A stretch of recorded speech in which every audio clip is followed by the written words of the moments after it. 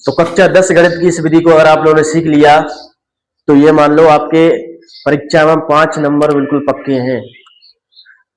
कौन सी विधि है? देखो भाई, प्रतिस्थापन विधि। कौन सी विधि? प्रतिस्थापन विधि। प्रतिस्थापन विधि कक्षा 10 के दो चर वाले रैखिक समीकरण में से एक प्रश्नावली है, उसकी विधि है प्रतिस्थापन विधि। आज हम इसको समझने वाले हैं और इस तरीके से समझेंगे कि एक सवाल में ही आप लोगों को पूरा समझ में आ जाए, और इस तरीके से सवाल करवाएंगे कि इस वीडियो को देखने के बाद में आप लोगों को कोई और वीडियो देखने की जरूरत नहीं पड़ेगी। तो सबसे पहले समझो कि प्रतिस्थापन का मतलब क्या होता है। प्रतिस्थापन का मतलब है कि प्रतिस्थापित करना। प्रतिस्थापन का मतलब है कि इसका स्थापन करना। स्थापन मतलब एक जगह से दूसरी जगह पर स्थापित करना। मतलब एक दोनों में से हम एक समीकरण लेंगे। ऐसे ही हमारा सवाल है x प्लस वाई बराबर 14 और x माइनस वाई बराबर 4। तो इन दोनों समीकरणों में से हम एक समीकरण लेंगे, उसमें किसी भी एक चर का मान हमें निकालना है, किसी भी एक चर का। चूंकि इस पाठ का नाम है दो चर वाले रैखिक समीकरण, तो इसमें दो चर होंगे, x और y की शकल में यहाँ पे हमें चर दिए हुए हैं।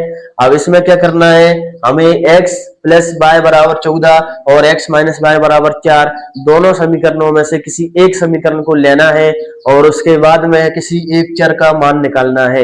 एक चर का मान कैसे निकालेंगे? किसी भी एक समीकरण को लो और एक चर का मान निकालने के बाद उसको दूसरे समीकरण में प्रतिस्थापित कर दो। ध्यान रखना, यदि आप समीकरण 1 से मान निकालते हैं तो उसको समीकरण 2 में रखना पड़ेगा, और समीकरण 2 से मान निकालते हैं तो उसको समीकरण 1 में रखना पड़ेगा। यहाँ पर आप किसी का भी मान निकाल सकते हैं। मान लो हम लेते हैं समीकरण 1 से, तो सबसे पहले यहाँ पे लिखना है समीकरण 1 से। तो हमने लिखा यहाँ पर समीकरण 1 से। तो समीकरण 1 क्या है अपना? समीकरण 1 ये है x प्लस वाई बराबर 14। तो यहाँ पर लिख लो x प्लस वाई बराबर 14। ये अपना क्या है? समीकरण 1 है। अब समीकरण 1 में हमें x या y किसी का भी मान निकालना है, किसी का भी निकाल सकते हैं, ठीक है। जिस का भी मान निकालना है उसको हमें अकेला करना पड़ेगा। अकेला करने के लिए क्या करना है, मान लो हम x का मान निकालते हैं यहाँ पे, तो x को अकेला करना पड़ेगा। तो x को इधर रख लो। अकेला करने के लिए y को दूसरी साइड में ले जाना पड़ेगा, और दूसरी साइड में ले जाने का, बराबर के उस तरफ ले जाने का नियम क्या है कि जो भी संख्या आपकी लिखी है, जो भी चर अचर जो भी राशि आप लोगों की लिखी है, वो बराबर की दूसरी साइड में पहुंच करके उसका चिन्ह जो है बदल जाता है। चिन्ह क्या होता है? बदल जाता है। इसलिए x बराबर क्या हो गया? 14 माइनस बाय, प्लस का था उधर जाके किसका हो गया? माइनस का। इसको हम मान लेंगे समीकरण 3। ये अपना हो गया समीकरण 3। समीकरण 3 से हमें क्या प्राप्त हो गया? x का मान। इस x के मान को हम समीकरण 2 में रखेंगे। इस x के मान को हम समीकरण 2 में रखेंगे। तो क्या लिखेंगे यहाँ पे? समीकरण 2 में x का मान। समीकरण 2 में x का मान रखेंगे तो क्या आएगा भाई? समीकरण 2 क्या है अपना? x माइनस वाई बराबर 4। यहाँ पे हमें x का मान रखना है, और x का मान कितना है हमारा? x का मान है हमारा 14 माइनस वाई। कितना है? 14 minus y. 14 minus y. 14 minus y हमें क्या किस में रखना है? 14 माइनस वाई हमें समीकरण 2 में रखना है। समीकरण 2 में 14 माइनस वाई x की जगह पर हमें रखना है। तो x कहां पर है? देखो यहाँ पर। तो यहाँ पर रख दो 14 माइनस वाई। अब ये माइनस का y पहले से ही अपना, तो इसको भी उतार लो, माइनस का y बराबर 4। 14 माइनस y बराबर 4। हम देख रहे हैं यहाँ पे कि 2 माइनस माइनस वाली है। हमेशा क्या होता है, गणित का नियम है, माइनस माइनस वाली संख्याएं जो होती है और माइनस का चिन्ह आता है। इसलिए क्या होगा?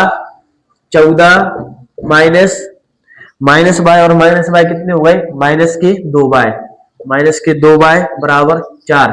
ठीक है, माइनस के 2y बराबर 4। अब देखते हैं हम, यहाँ से हमें किसी भी चर का मान दिख रहा है क्या? यहाँ पे हमें निकलेगा y का मान। y का मान किस तरीके से निकलेगा? y को अकेला करना होगा।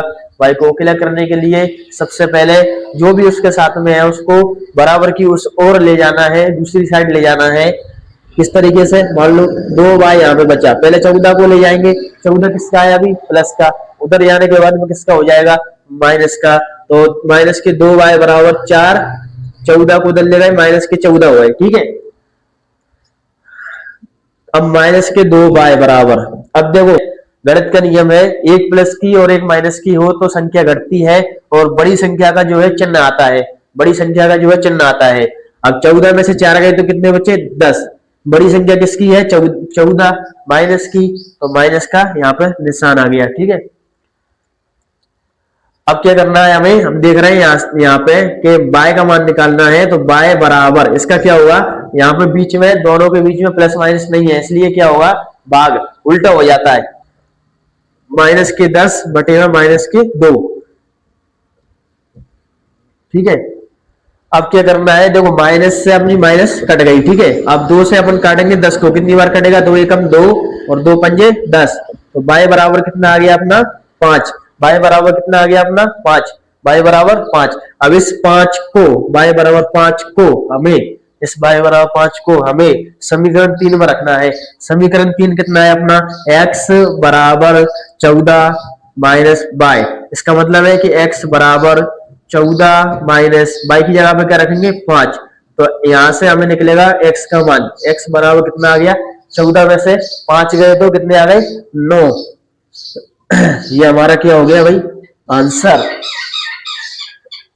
बहुत ही सरल विधि है, बहुत ही आसान विधि है, और इस तरीके से और भी विधियां आपको सिखाई जाएंगी।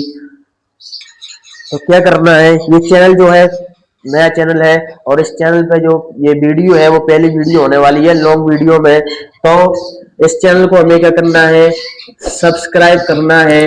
सब्सक्राइब करने के बाद में बेल आइकन को ऑल पे सेट करना है, जिससे क्या होगा, जो भी नई वीडियो गणित की आप लोगों को मिलेगी उसकी नोटिफिकेशन आपको सीधे सीधे आ जाएगी। Thank you. हाँ, बन गई।